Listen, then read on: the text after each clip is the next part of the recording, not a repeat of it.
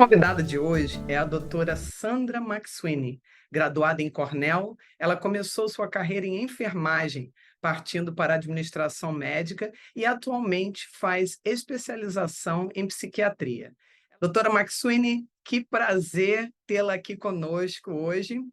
Imagina, Lisa, muito obrigada por me convidar. Eu sempre tento comunicar com a comunidade e aprender com a comunidade, não só ensinar, mas também aprender. Doutora, o nosso programa é informativo, mas também tende a inspirar pessoas que estão começando suas carreiras e principalmente aqueles vivendo fora de seu país. A intenção é falar com pessoas falantes da língua portuguesa em todos os países. Então, nós gostamos sempre de perguntar um pouco da trajetória de outros imigrantes de sucesso para que possamos saber os detalhes, os macetes. A senhora poderia, por favor, contar para nós como foi a sua vinda para os Estados Unidos e como foi a sua experiência profissional? Eu sou de Portugal, e tentei, na altura, conseguir uma escola de dentista aqui nos Estados Unidos. Fui aceita na Colômbia, vim para cá. Mas por questões financeiras a coisa não deu, infelizmente. Estava demasiado caro, todo mundo sabe que ser imigrante não é fácil. E aí decidi qual seria a alternativa, já que eu não poderia graduar como dentista. Eu fui no site do Google na altura, faz muitos anos, 20, não sei, 23 anos ou que seja. Fui no site e vi qual eram as profissões que você poderia para conseguir o seu visto mais rápido, porque eu vim com visto de estudante, não? E então eu vi que era matemática, engenharia e enfermaria. E eu falei, bem, matemática eu não sou boa, engenharia horrível. Então, decidi que o mais perto do meu sonho seria enfermaria. Então, foi aí que eu comecei. Realmente é muito inspirador ter começado uma coisa quase que assim de um imprevisto, né? De uma improvisação, de tentar chegar no mais perto, ia ser dentista. Então vamos lá, vamos ver o que mais que tem aqui na área médica e começar a enfermagem sem ter pensado nisso e depois descobrir esse gosto maravilhoso aí de cuidar das pessoas e de tudo isso. Então, conta para nós. Eu vi o seu currículo maravilhoso e todos os diplomas aí na sua parede. É um orgulho para nós, né? Irmãos aí, imigrantes. Por favor, conte para a gente como é que foi essa trajetória desde esses dias, desse improviso, desse começo, se tornando enfermeira, até o auge aí, se formando em Cornell. Vai ter muita coisa boa, muita dica que nós vamos querer saber. Olha, foi Deus, para ser sincera. Ah, Como eu falei, não consegui fazer dentista, e então decidi para enfermaria.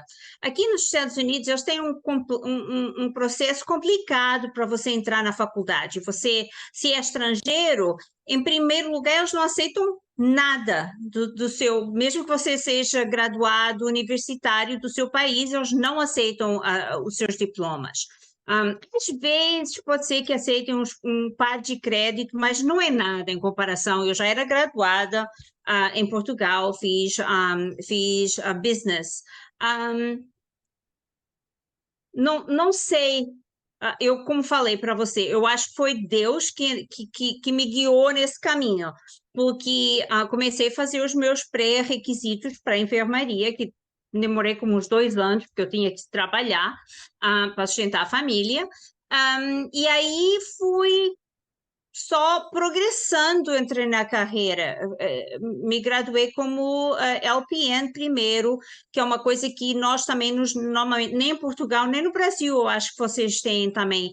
As classificações de enfermaria aqui são bem diferentes. Você pode tirar LPN, que é Licensed Practical Nurse, que você tem acesso a fazer tudo, com exceção de tomar antibiótico na veia, e depois pode ser a Registered Nurse.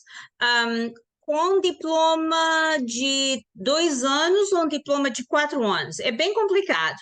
E eu, sendo estrangeira, tive que descobrir tudo isso sozinha, porque ninguém, você imagina, ninguém explica nada para você. Depois me formei com o meu bacharelato, que aí já dá um Registered Nurse completo, e aí segui para decidi mudar de carreira, não de carreira, mas em vez de ser a enfermeira normal de clínico, passei administrativo. E aí foi quando eu decidi ir para a Cornell, me formei da Cornell com um mestrado de administração de saúde e pensei, bem, será que você realmente quer seguir só administração ou quer fazer clínico? Eu senti a falta de comunicar com o pessoal, de tratar da gente. Aqui tem muita necessidade de clínico que fale outra língua. E eu, graças a Deus, falo mais que uma. Então, foi assim que eu progredi. Depois decidi fazer o Family Nurse Practitioner, que é o máximo do máximo, que é o doutoramento. E agora estou fazendo uma pós-doutoramento, uma especialidade em psiquiatria, porque nós, desde que tivemos o Covid aqui nos Estados Unidos, realmente a população de pessoal com problemas psiquiátricos tem incrementado enorme, e eu decidi fazer mais esse diploma. Essa especialização é uma especialização. Muito interessante essa parte sobre os improvisos e o que não está disponível de informação para o imigrante, né? Realmente, todo mundo que já passou pela experiência, os que estão considerando morar fora, é realmente uma experiência bastante diferente, mudar para um país estrangeiro. Você tem que lidar com língua, tem que lidar com costumes, e aí você tenta fazer uma coisa que você vem planejado e tem que improvisar. Esse nosso país já é difícil, em outro país é mais difícil ainda. Então, doutora, fala um pouquinho para o pessoal aí como é que foi esse correr atrás da informação, alguma dica, qualquer coisa que possa servir para nós, imigrantes, que estamos tentando fazer alguma coisa diferente, estudar alguma coisa, fazer algo fora da área de conforto, se faltar informação. Como é que foi a sua experiência nisso aí? Como é que conseguiu? Bem, temos que entender que isto passou faz 23 anos atrás. O que a internet não é o que é hoje, obviamente. Hoje você tem acesso a uma informação detalhada, desde que você consiga ler inglês, ou mesmo que não consiga 100%, você tem o Google Translate, então a gente vai dar por aí. No meu tempo, tive muita sorte, tinha uma menina portuguesa de Cabo Verde, que estava no Mercy College, ela era uma das administradoras do Mercy College, então ela me levou pela mão praticamente e me ensinou tudo o que eu tinha que fazer. Mas hoje em dia você tem tanta informação online que essencialmente você consegue educar só por lendo e vendo qual seria a melhor forma para você chegar onde você quer chegar. Depois consegui um trabalho no hospital como tradutora. E foi aí que eu solidifiquei o meu sonho de ficar como enfermeira, inicialmente, não é? Como eu tenho a sorte, eu digo sempre isso aos meus alunos, porque eu também ensino, é muito importante a gente ter conhecimento cultural da pessoa que está tratando. Todas as pessoas têm diferenças culturais e você tem que, se você conseguir entender a parte cultural do indivíduo, é mais fácil conseguir entender por que ele está com essa doença, ou o que a gente vai fazer para curar a doença ou para ajudar a minimizar os sintomas da doença. Doutora, muito interessante essa colocação cultural, porque eu escrevi um artigo para o jornal Brazilian Times, que falava justamente sobre essa questão cultural, os choques culturais, O nome do artigo é Amando em Língua Estrangeira. Era sobre casamentos e como as pessoas podiam minimizar esses conflitos culturais na criação dos filhos, no dia a dia, e fala-se de tudo, desde linguagem emocional até essa questão de alimentação, de religião, de como tratar a família e como isso cria tanto problema e como, às vezes, as semelhanças, como a senhora disse, falar uma língua que as pessoas entendam, pode trazer uma facilitação desse processo, né? Então, quem tiver interessado, vou deixar o link aqui embaixo. Ele é feito para casamentos, mas ele também te dá uma boa abordagem para lidar também com amigos, com patrões de outras culturas que você possa ter que lidar. Então, muito interessante isso, doutora, que na sua área também teve uma coisa específica que a questão cultural lhe favoreceu por ter essa aceitação, esse entendimento.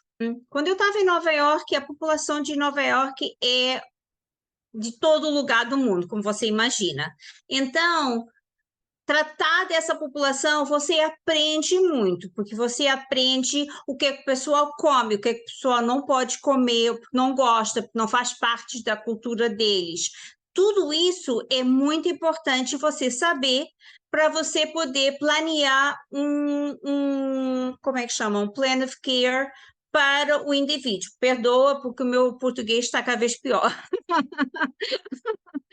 Então, é muito importante você entender a parte cultural do indivíduo.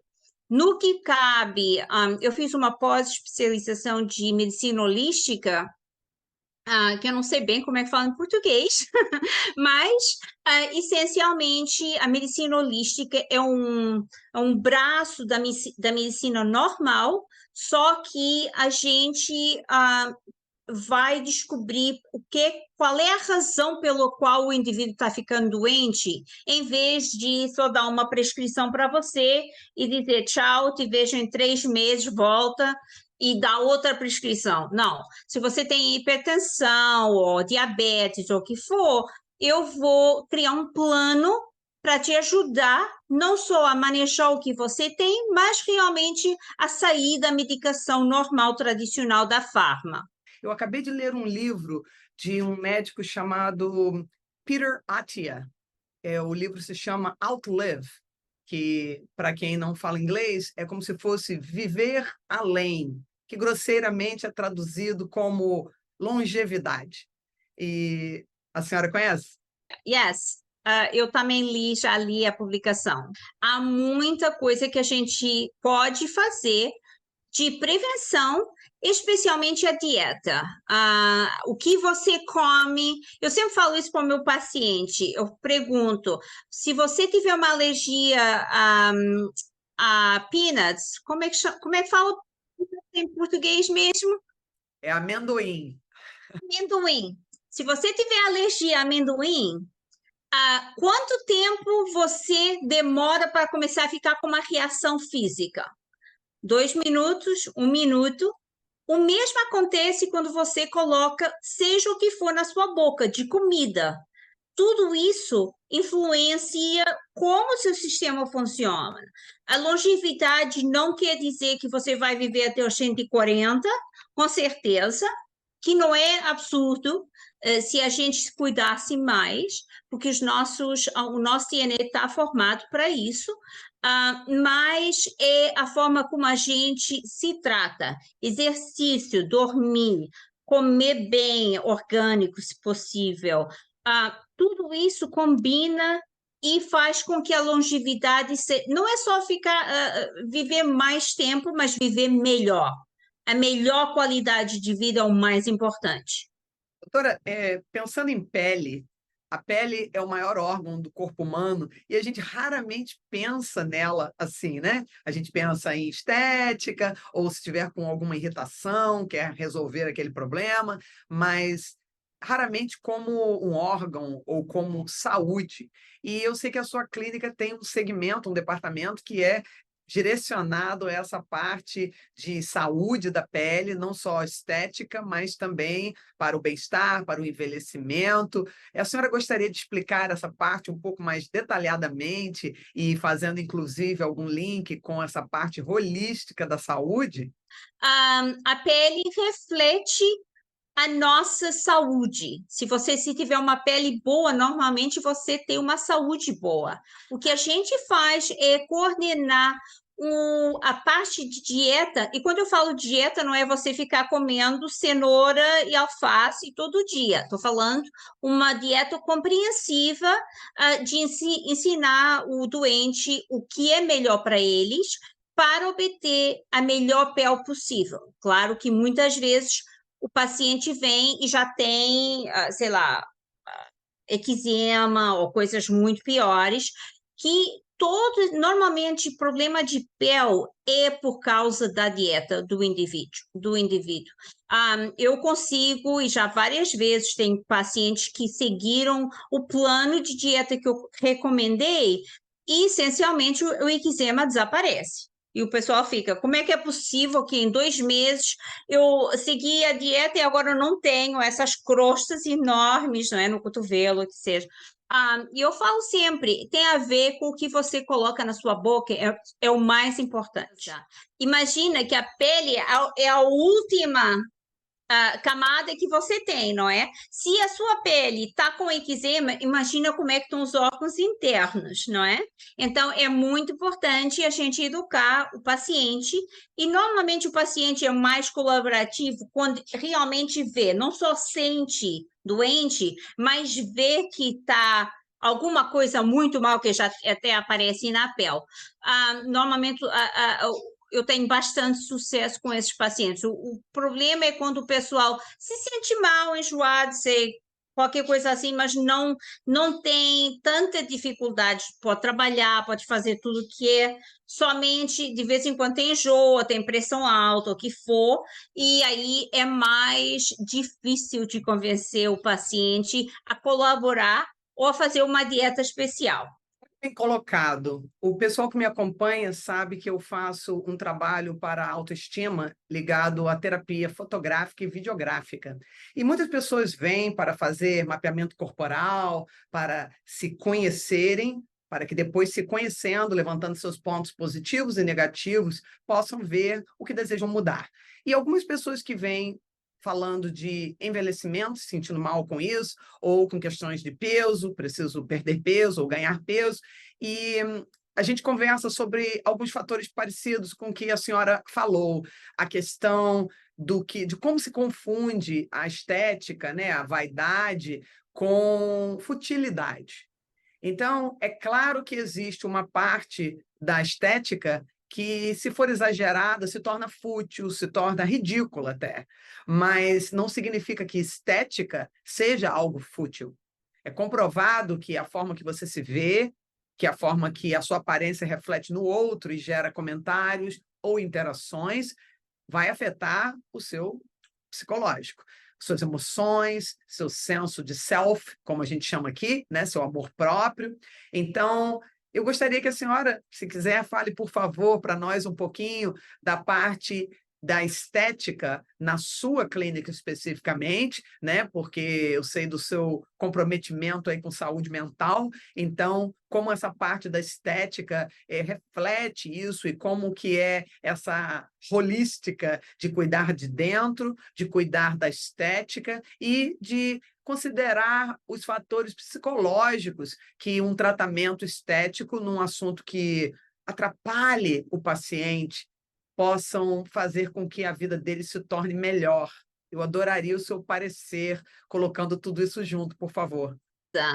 Imagina que você tem uma menina de 27 anos, com problema de ovário ou problema ginecológico, e chega no consultório cheia com uma barba, ou com pelo em tudo quanto é lugar. O que é que você acha que essa menina vai pensar e como é que se vai sentir em comparação com os seus amigos? Esses são casos que a gente pode tratar uma combinação, e por isso na nossa prática Alivio Health, nós decidimos também juntar a parte estética, e quando eu falo estética, é maquinaria que ajuda o pessoal. No caso tem de laser hair removal, que você remove o cabelo da superfície da pele. Temos também outras maquinarias que você consegue levantar a cara um pouquinho. Claro que aplicamos o Botox e todas essas coisas que eu pessoalmente não endorso, mas a gente tem porque o pessoal pede. Mas eu tento aproximar os meus pacientes, e na nossa clínica nós aproximamos os nossos pacientes numa forma global. Quer dizer, atendendo a parte psicológica e atendendo a parte física e até muitas vezes moral. Porque eu estou lembrando agora de um paciente, por exemplo, uma menina que veio, que fez todas as BBL, todas aquelas partes plásticas que você pode fazer, mas não atendeu a parte principal, que era o seu estômago. Ela tinha uma bactéria, que é a H. pylori, no estômago dela. O que causou? Causou com que ela não sarasse bem as cicatrizes, porque não conseguia comer proteína suficiente para cicatrizar o corpo. Ficou com cicatrizes horríveis, que nós tivemos que tratar não só a parte intestinal, mas também a parte da pele, depois de poder tratar do intestino dela. O intestino é a parte gástrica, eu estou falando. Eu sempre falo com todo mundo, quando as pessoas me perguntam como é que você conseguiu tudo isso, demorou 23, quase 24 anos, portanto, não é do dia para a noite. É muito trabalho, é verdade, não vou mentir. Passei horas e dias e noites em branco estudando. No entanto, eu continuo acreditando que nos Estados Unidos, se você tem uma vontade, você consegue o que você quer. Desde que você trabalhe, se aplique a 100%, não há nada que possa parar você a não ser uma doença. Sandra McSweeney, doutora, muito obrigada pela sua presença aqui no nosso programa e que as suas dicas sirvam não apenas para ajudar as pessoas a terem mais saúde, viverem melhor, mas também a se inspirarem como uma sonhadora que chegou no topo como a senhora. Muito obrigada.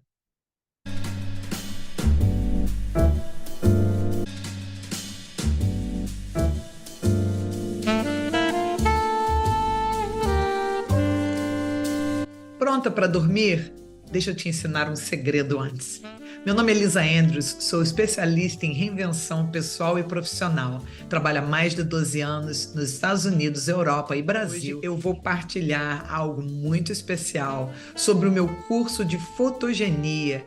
A melhor maneira de incorporar uma nova rotina é acoplá-la a um outro hábito, algo que você não vai para a cama sem fazer. Então, após escovar os dentes, faça o seguinte exercício.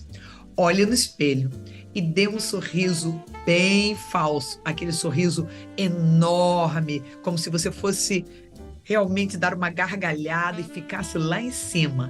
Para aguentar, faça o som, mesmo que mentalmente. Yeah! Pode ser silencioso. Você não quer ninguém batendo na porta, né? Desça aqui, levante aqui. O peso disso no rosto e você fazendo esse yeah silencioso, conte até 30. Ao fazer isso, você vai sentir a musculatura esticando. E em algumas pessoas que não riem muito ou não elevam o sorriso acima daqui, elas sentem até um pouquinho de tremer da face. Tudo normal. Vai ficar um pouquinho, às vezes, doloridinho no dia seguinte, aquela coisa de quando você faz uma ginástica que não está acostumado, mas o efeito é maravilhoso. Eu tenho feito isso há mais de 20 e poucos anos e esse exercício para aprender a sorrir melhor, para segurar o sorriso, quando você pega aquele fotógrafo que nunca dispara, eu trabalhava com isso, treinando modelos, fiz um pouco de modelagem eu mesma e com isso, às vezes você tinha que ficar segurando o sorriso. Então, para que você não comece aqui e na hora que a pessoa tira a foto, seu sorriso está aqui embaixo, desmorone e você saia sempre feio na foto, assim você vai treinar. Se você segurar 30 segundos todos os dias, algumas pessoas fazem 2 sessões, 30, conte, depois solte, relaxe, se preciso faça assim, depois mais 30. Comece com 10, comece com 20, se o seu rosto estiver muito atrofiado, mas vocês verão que em uma semana o rosto está mais elástico, que em fotos você não vai ser mais pego de surpresa, porque se você consegue segurar esse sorriso alto durante tantos segundos, quando alguém te pedir para dar um sorriso normal, vai ser muito fácil. E esteticamente, estudando isso durante esse tempo, percebi que o seu rosto fica mais levantado. Eu estou com 51 anos e eu notei que o contorno do meu rosto e as maçãs permaneceram fortes e altas por fazer esse exercício há tanto tempo. Ah, mas esse meu rosto já caiu um pouquinho. É claro que isso acontece, eu estive doente muitas vezes e aí aquele emagrecimento súbito cai um pouco mesmo, mas se você insistir, a estrutura do músculo começa a responder e você vai começar a sentir resultado. Algumas pessoas veem resultado em 2, 3 meses, um pouco mais de vigor, pelo menos na pele, naquela coisa, e outras demoram mais 6 meses, 1 ano, mas você tem que começar um dia. E nesse ínterim, você tirará fotos maravilhosas, jamais será pega de surpresa outra vez, ou vai sair com um sorriso amarelo. Pratique, deixe aqui nos comentários o que você achou e até a próxima.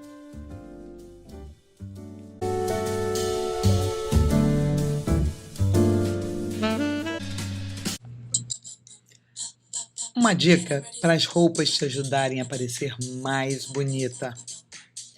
Não compre nada sem experimentar. As roupas lindas na vitrine muitas vezes não vão valorizar o seu corpo ou as cores da sua pele e cabelo. E mesmo quando você acertar a cor, experimente várias texturas daquela mesma cor favorita, vários modelos. Passe por tudo isso até encontrar as ideais. E mais uma coisa super importante. Não compre nada olhando no espelho. Tire fotos suas na cabine, vai tomar um cafezinho, olhe as fotos e aí decida. Assim, você vai sempre comprar os seus melhores looks.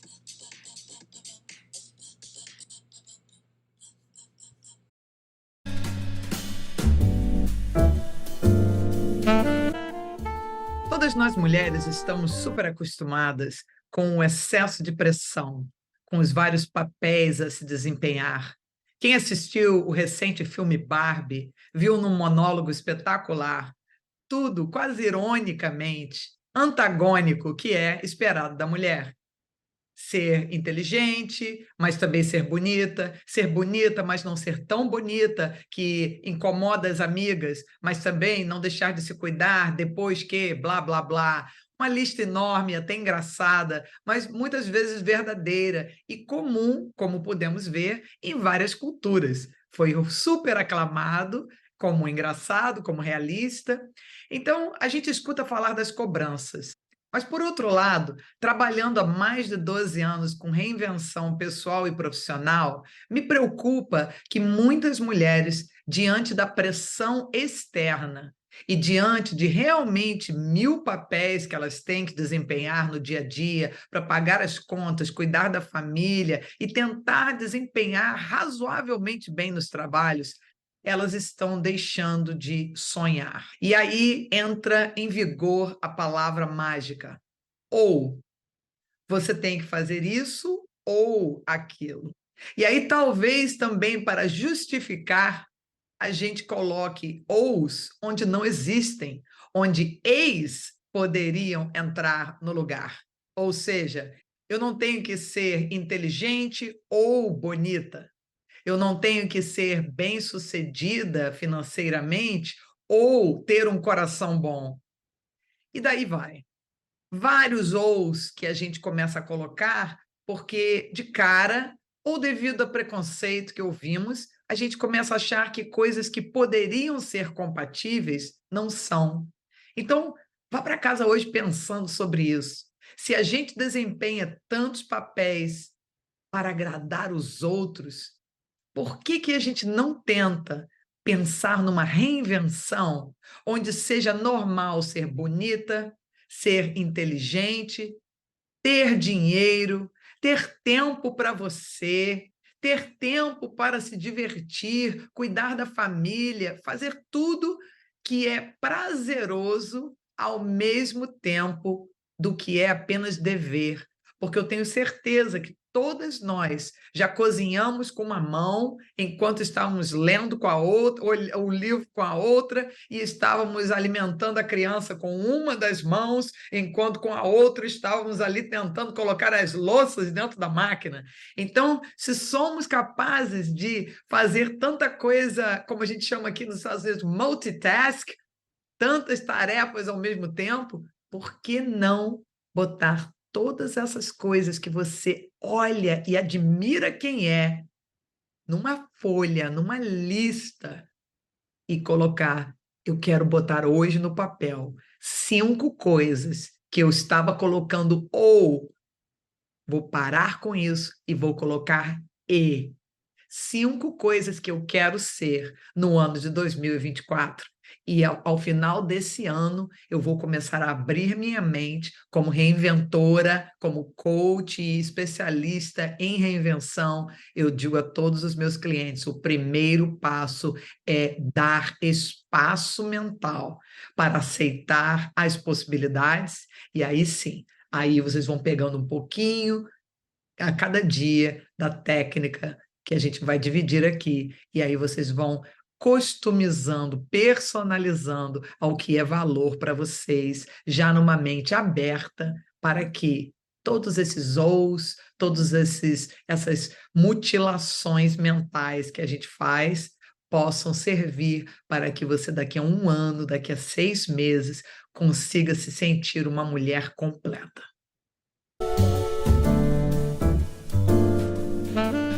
O número de casos de violência doméstica cresce todos os anos e muitas vítimas são mortas, especialmente as que vivem no exterior com status imigratório irregular.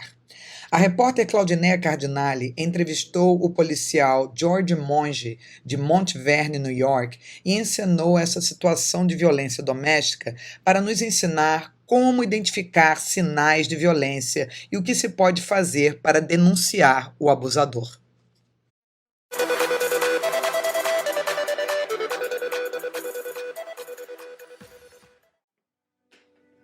Yes! Yes!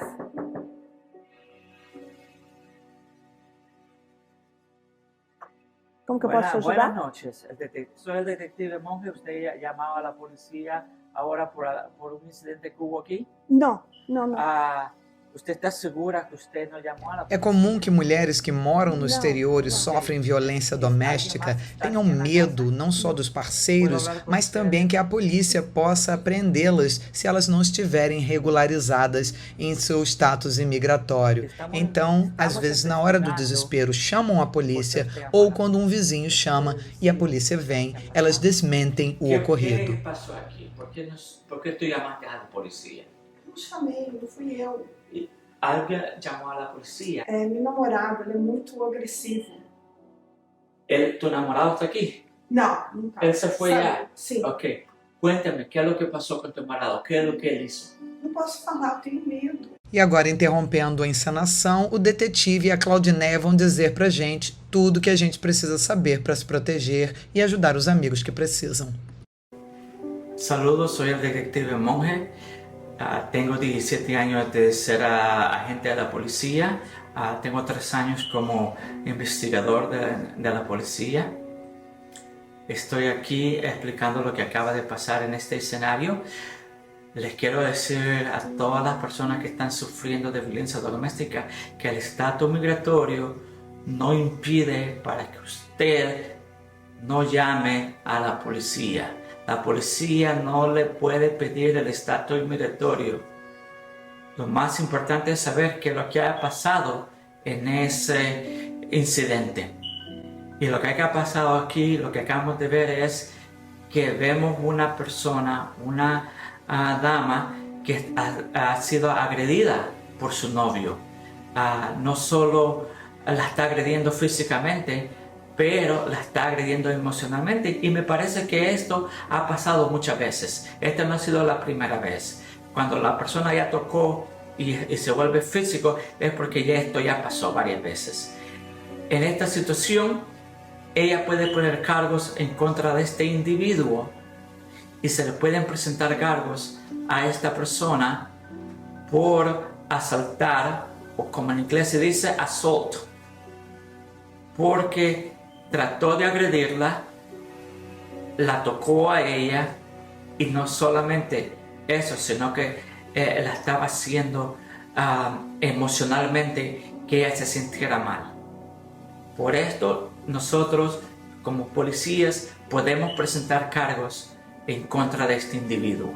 Les quiero recordar también que si usted no habla inglés, usted puede requerir que venga una persona que hable el idioma que usted está hablando. Tenemos policías que hablan diferentes idiomas. También tenemos un teléfono dedicado para pedir una persona que hable su propio idioma. Así es que no hay ningún problema si usted no habla el idioma de inglés. Se alguém está sofrendo uma violência doméstica, qual que é o primeiro passo? If somebody is a victim of domestic violence, what's the first step? Lo primero es que si no es físico y solo verbal, usted debe pedir a una consejería. Si es físico, el primer paso es llamar a la policía. La policía va a determinar qué clase de crimen que se ha cometido, porque hay diferentes clases de crimen. La mujer es abusada en diferentes formas. La mujer puede ser agredida sin dejar marcas. Eso es un crimen. A veces le dejan marcas.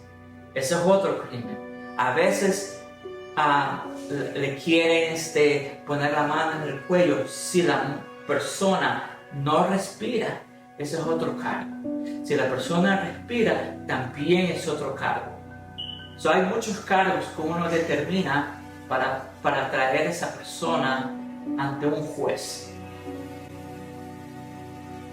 La mujer o el hombre que esté sufriendo violencia doméstica tiene que llamar a la policía y buscar ayuda. La policía no está solo para llevar preso al delincuente, sino también para ayudar a las víctimas. Nosotros tenemos las guías donde podemos darle los servicios que hay dispuestos en el condado o en la ciudad donde nosotros trabajamos. Pero existen las ayudas para todas las víctimas de violencia doméstica. E isso não importa o status imigratório. Absolutamente no. ¿Okay? A nosotros lo que nos interesa a la policía es el bienestar de la familia. Si hay niños también y la víctima es agredida en frente de los niños, también es otro cargo. Eso hay que quede claro. A veces las víctimas son agredidas por la otra persona, el cónyuge, y lo hacen en frente de sus niños. Los niños están viendo esta violencia doméstica. Entonces se le ponen cargos también a esa persona por agredir a la víctima en frente de los niños. E vítima sexual? Nós estávamos falando de sexo. Se uma pessoa não consente no sexo, mesmo sendo o marido, isso é crime? Si la persona, sea novia, sea esposa, sea una persona extraña, si esa persona dice no, ahí tiene que parar. si es la esposa y el esposo agarra a esa persona a la fuerza, pueden traer cargos penales también. Si el delincuente está aquí ilegalmente, esa persona puede ser deportada a su país de origen. Entonces lo que uno está evitando es que no pasen estas cosas serias, proteger a las víctimas todo el tiempo, y hay servicios para las víctimas inmigrantes en este país. E se, por exemplo, o delinquente fica só 5 dias preso, como que a vítima vai ser protegida? La corte aquí prácticamente le da una orden de alejamiento. Esa persona no se puede acercar a la víctima por el tiempo que se decida el caso. Si la persona viola esa orden de un juez, esa persona va a ir presa por ese cargo, también por violar esa orden del juez. Ok, como que eu posso conseguir uma ordem de restrição? O que tipo de provas eu tenho que mostrar para a polícia? Aquí hay dos órdenes de protección. Está la criminal y está la familiar. La familiar es cuando usted tiene hijos con esa persona, o usted está casado, o usted es novia de esa persona, o a la misma vez puede ir a la corte criminal si esa persona es arrestada. Si esa persona es arrestada, automáticamente usted va a tener una orden de alejamiento. Não tenha medo de denunciar. Nós estamos aqui para educar você de como agir e como pedir ajuda. Gracias.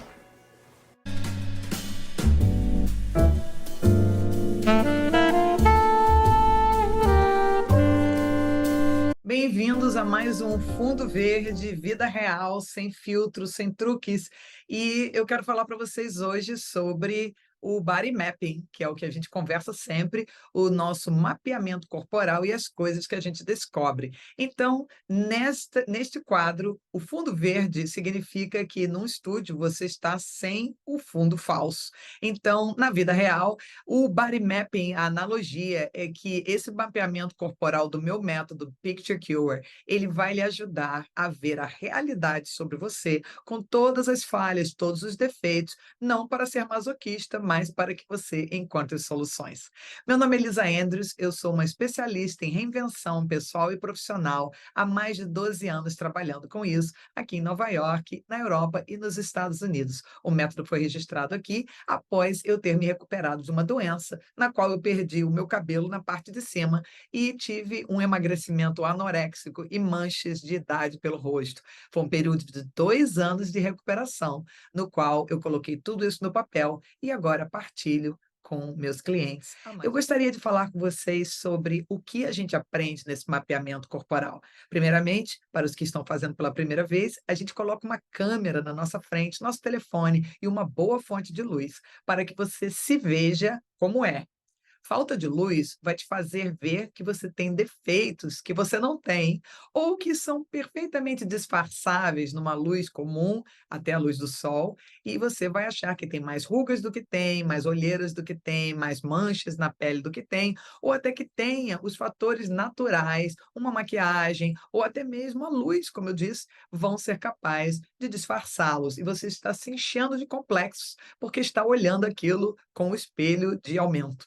Então, vamos lá. Vocês colocariam esse telefone na frente de vocês, tirariam fotos de frente e de lado, em 3 posições do rosto. Sorriso sem mostrar os dentes, sorriso médio e sorrisão, bem falso. Só para abrir a boca e ver os detalhes.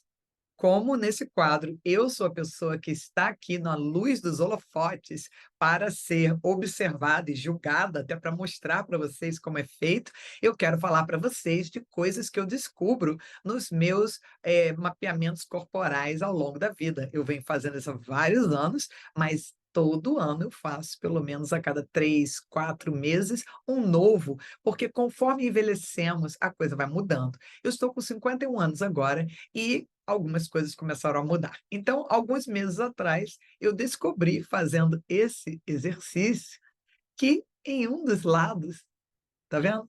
O meu dente está afundando.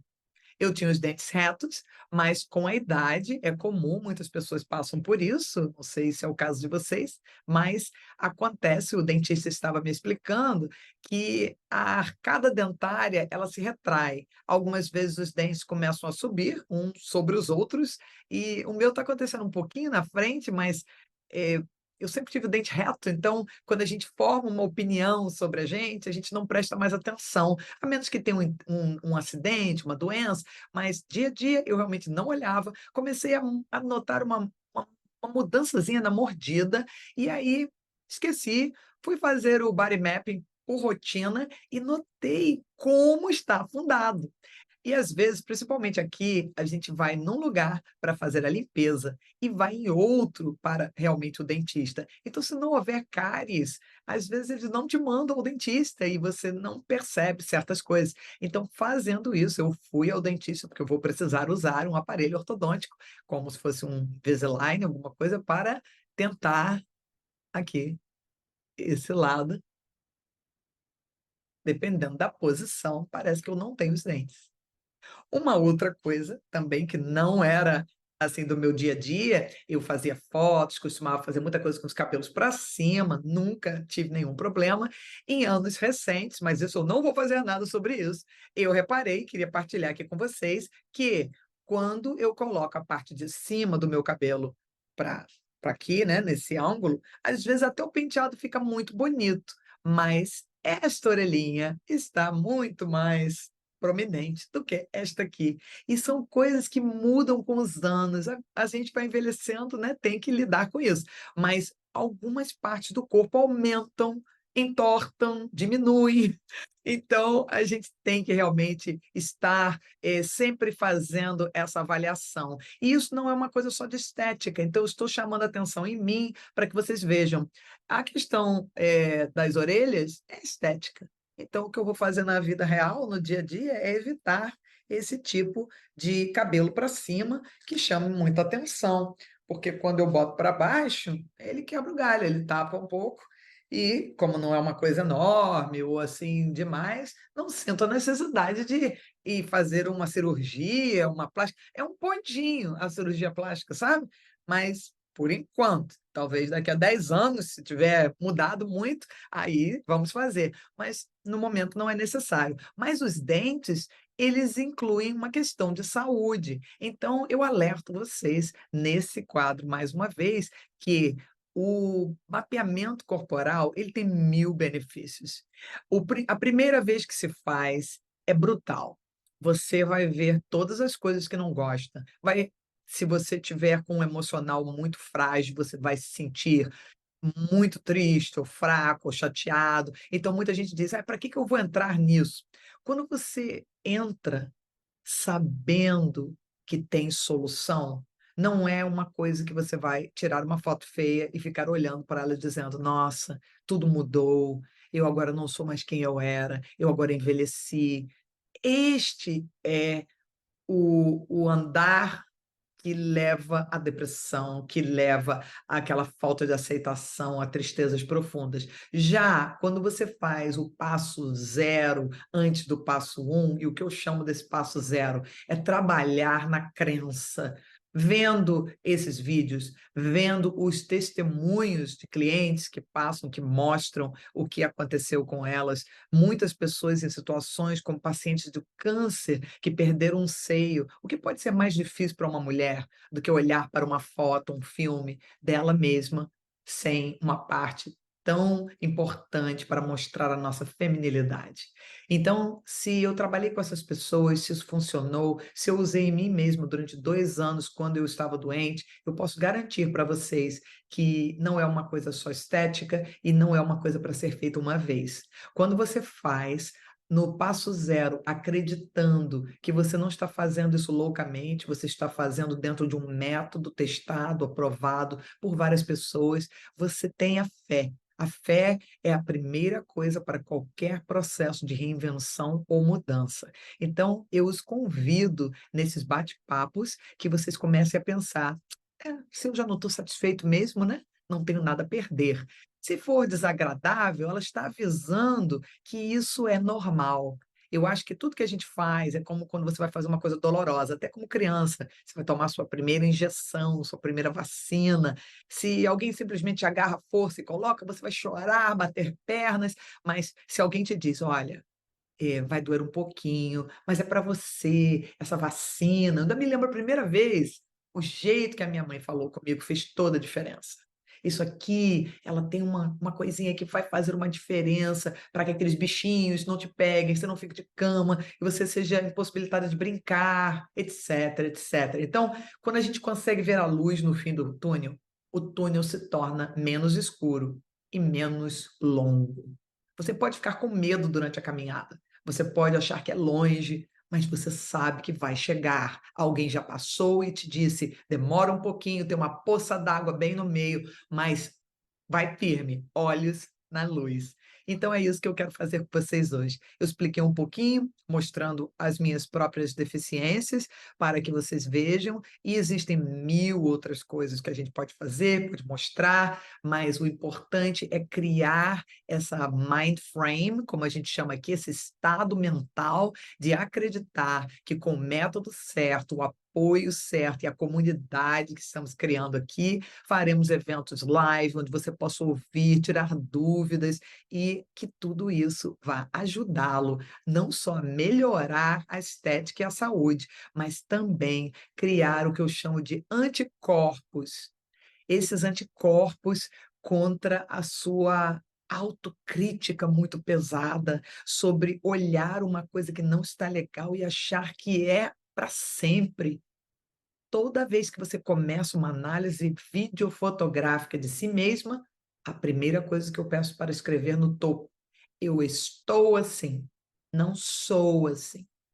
O ser assim vai depender de você, porque até com pessoas que eu trabalhei que jamais voltariam ao seu normal, tiveram que encontrar um novo normal, como o nosso pós-pandemia, elas conseguiram entender que havia esperança e que, ao tentar mudar isso, se realmente fisicamente algumas coisas não são mutáveis, eu tenho perfeita noção, você pode atenuar coisas até estéticas que você não gosta com a vestimenta certa e a linguagem corporal certa. Então, cada pessoa é um caso, existem casos muito sérios, trabalhei com casos muito sérios, mas ainda assim há atenuações.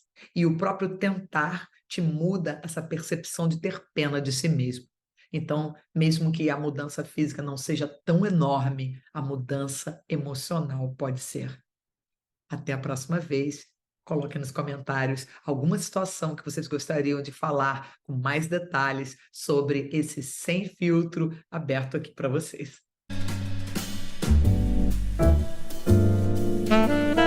Olá! Esse segmento é dedicado aos amantes da literatura. Aqui irei cobrir toda a gama de livros escritos por portugueses, brasileiros ou qualquer pessoa falante da língua portuguesa em qualquer lugar do mundo.